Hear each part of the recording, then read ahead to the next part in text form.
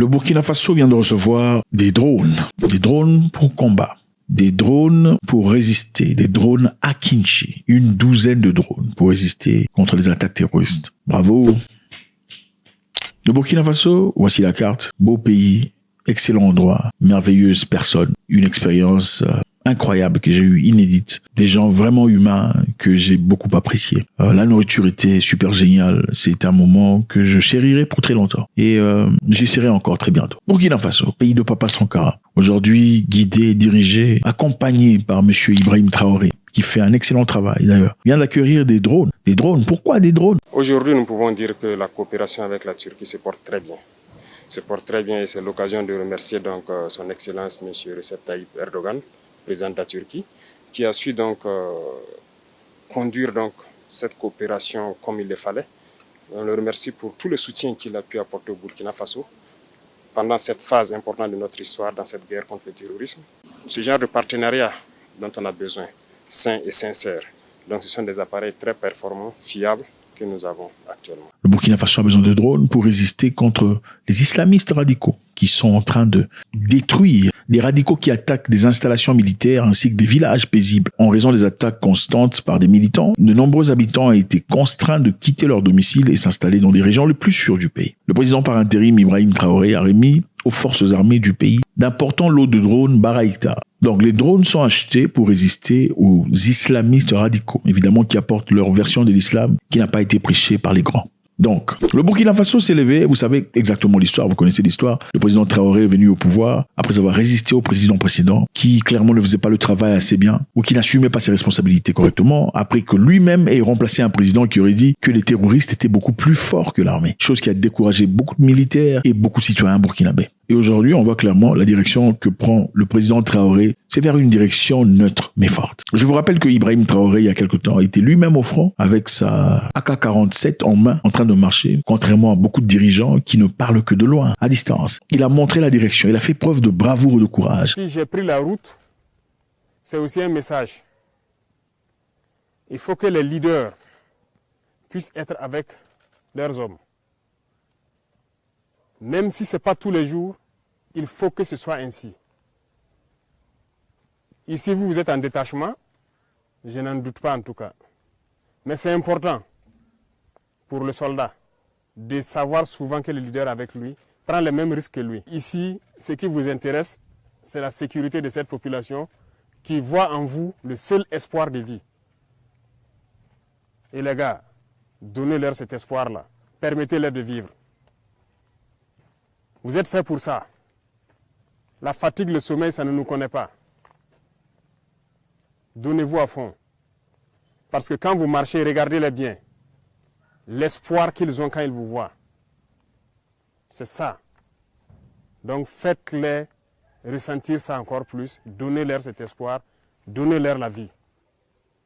Être ici parmi eux, ils se sentent vivants. Si vous partez, c'est la mort. Donc, mettez-vous au travail encore plus.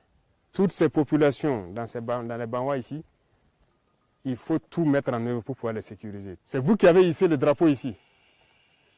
Il n'y a aucune raison à ce que ce drapeau-là redescende.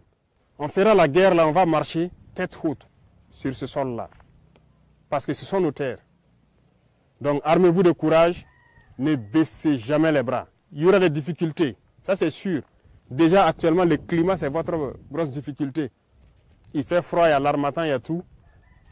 Tenez bon. Comment ne pas aimer une telle personne si on fait partie de l'armée? On doit aussi noter qu'il a été rapporté que lors d'un incident récent, un drone Baykartar TB2, apparemment appartenant à l'armée de l'air burkinabé, s'est écrasé à environ 140 km au sud de la capitale, près de Tekondogo. Bon, on ne sait pas vérifier si cette information est vraie, mais qu'elle soit vraie ou pas, les accidents sont normaux. Ça arrive, ça peut arriver aussi à n'importe qui. C'est arrivé dernièrement, d'ailleurs à l'armée américaine, avec leur avion furtif. La toute dernière technologie. Ce qui est important à rappeler ici, c'est que le président burkinabé a fait preuve de beaucoup de clarté d'esprit. Il a refusé de prendre son salaire de président. Je ne sais pas qui refuse de prendre son salaire de président. Hein. C'est pas beaucoup de personnes qui font ça. En tout cas, pas beaucoup d'Africains peuvent faire ça. Refuser d'accepter son salaire de président pour ne profiter que de son salaire de capitaine. Ce n'est pas donné à tout le monde. Et en cela faisant, il a encouragé beaucoup de personnes à contribuer dans un lot commun, un peu de leur salaire, un pourcentage de leurs gains, afin de permettre au pays d'acheter ces drones et des armements qu'on a aujourd'hui. La dynamique de la reconquête du territoire pour l'année 2024, le chef de l'État a bien dit dans son discours qu'on devrait accélérer le processus pour faire en sorte d'aller beaucoup plus vite avec beaucoup plus de quiétude pour l'année 2024. Cela demande nécessairement des moyens et cela demande une plus grande mobilisation. Et pour cela, donc, il a été prévu que tous les travailleurs, que ce soit ceux du public ou ceux du privé, contribuent à faire en sorte que nous puissions disposer de moyens pour pouvoir équiper mieux les forces de défense et de sécurité. Rendez-vous compte que Banque mondiale, Fonds monétaire international sont des institutions qui sont naturellement contrôlées par l'Ouest. Donc on ne peut pas y aller en tant que Burkinabé pour demander des prêts ou de l'argent pour aller acheter de l'armement pour combattre le terrorisme. Il faudrait dans ce cas qu'on fasse usage de son cerveau, c'est-à-dire de requérir de l'argent interne pour acheter ce qu'il faut pour la nation. Et ça fait du bien, c'est encourageant. Un peuple burkinabé serein et fort qui se met ensemble pour acheter ce qu'il faut pour leur nation. Il y a quelque temps, le Burkina Faso avait acquis des camions, des voitures et beaucoup d'autres instruments de la Chine, dans le but évidemment de repousser ce terrorisme qui a été créé, vous savez par qui, pour quels objectifs exactement. L'objectif est clair, il faut déstabiliser les pays africains pour en profiter. Rendez-vous compte, c'est le seul objectif du terrorisme et des petites guerres. L'objectif, c'est déstabiliser la région pour la contrôler. Vous ne verrez jamais des guerres dans un milieu où il n'y a rien, ça n'existe pas. La guerre, c'est de l'argent. La guerre se sponsorise. La guerre profite toujours à quelqu'un. Il n'y a jamais de guerre pour rien. Okay, l'image qu'on vous montre aujourd'hui, c'est l'image d'un groupe de terroristes. Mais derrière les terroristes, qu'y a-t-il? Il faut se poser la question, comment ça se fait que ces terroristes ont des armes de dernier clic, des armes de pointe? Comment ça se fait que ces terroristes ont des voitures Toyota? Ils ont eu ça où? Qui a fabriqué ces Toyota-là? Brand new, tout neuf. Qui le donne, ces histoires? Il y a quelqu'un qui donne. Comment ça se fait que ces terroristes savent où est-ce qu'il faut frapper? Qui leur donne cette intelligence ou ce renseignement? Il y a quelqu'un qui donne. Comment ça se fait que les terroristes savent quand est-ce qu'il faut se déplacer? Parce qu'il y a des attaques qui arrivent. Il y a quelqu'un qui les informe. Qui est cette personne? Point d'interrogation. Qu'est-ce que vous pensez? Le président Traoré qui est en train de promouvoir l'agriculture, en train de promouvoir les constructions des hôpitaux, qui a été fait d'ailleurs récemment, en train d'être fait par des Chinois. Il a encore une fois repeint l'idée, redoré le projet. Tout ceci est pas seulement très élégant, mais nous nourrit de beaucoup d'espoir. Nous savons tous que certaines personnes pensaient et s'attendaient à ce que le Burkina Faso retombe dans l'anarchie totale. On s'attendait à ce que progressivement, après le départ des Français, que le terroriste gagne du terrain et qu'ils viennent pour qu'enfin finalement, on s'attend à quoi? Pour qu'enfin finalement on parte supplier, demander à ce que, revenez s'il vous plaît, après tout, ça a été compliqué, est-ce que